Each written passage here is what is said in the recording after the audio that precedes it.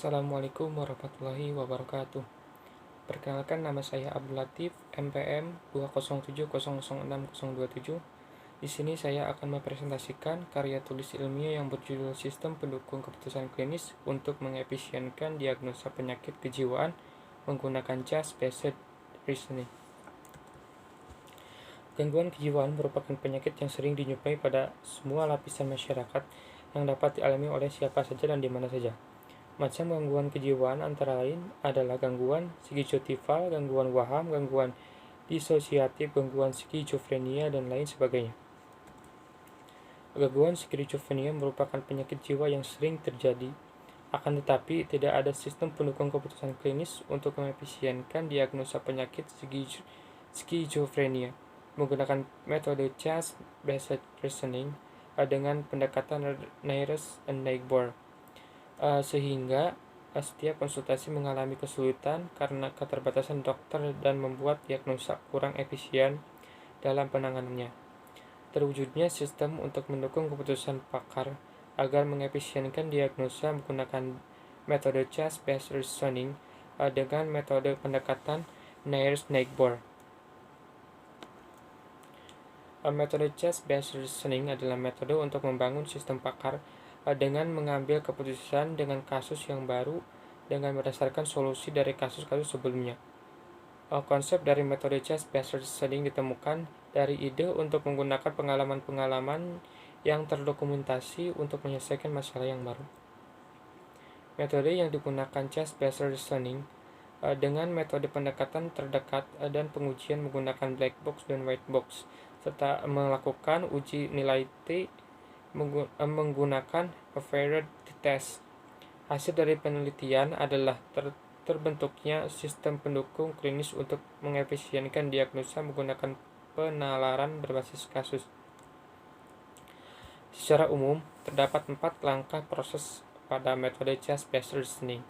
Yang pertama, retrieve, memperoleh kembali kasus atau kasus-kasus yang paling prinsip.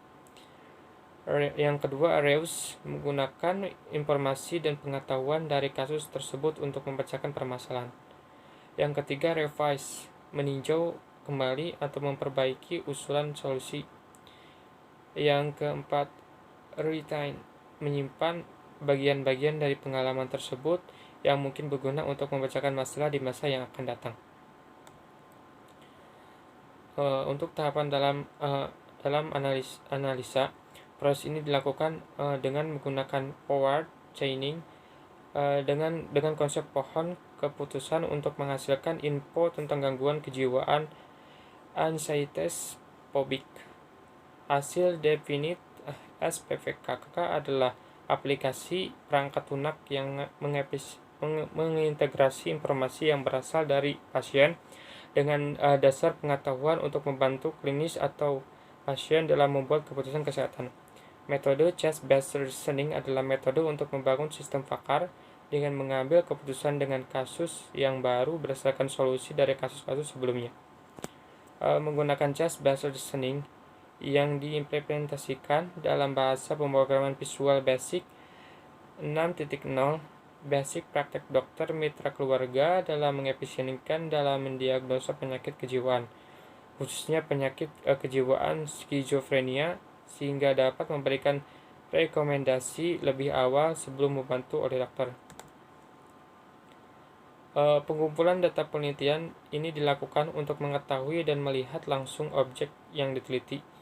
Analisis kebutuhan sistem merupakan tahap untuk menentukan klasifikasi data yang akan mendukung perancangan dasar data untuk memudahkan pengaksesan program yang akan untuk pengumpulan data. Perancangan sistem ini termasuk rancangan desain antarmuka yang akan menggunakan sebagai fasilitas dialog antara sistem dengan pengguna. Program pengujian pada sistem yang digunakan metode Black. Dalam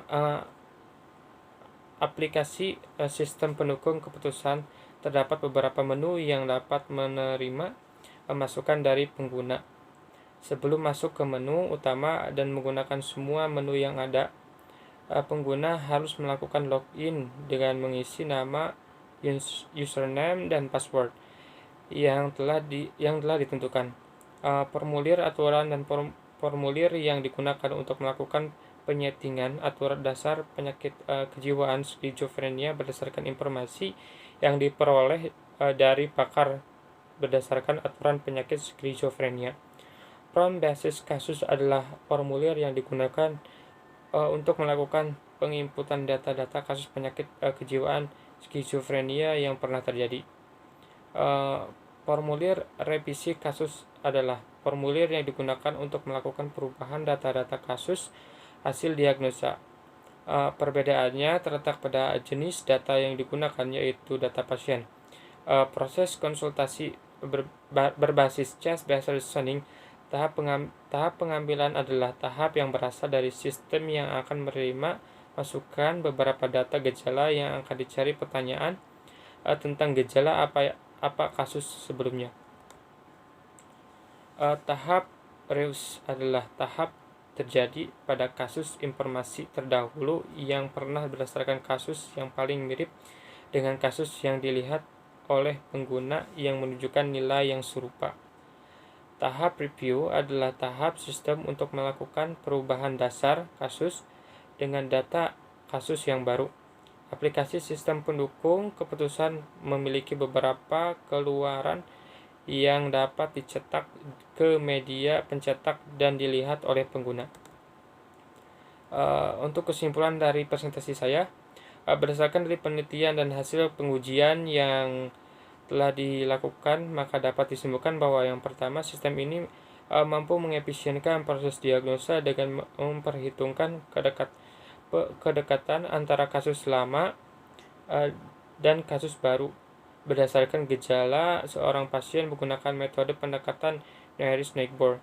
Yang kedua, penelitian ini menghasilkan sistem pendukung keputusan klinis yang dapat digunakan untuk melakukan diagnosa awal terhadap penyakit kejiwaan skizofrenia.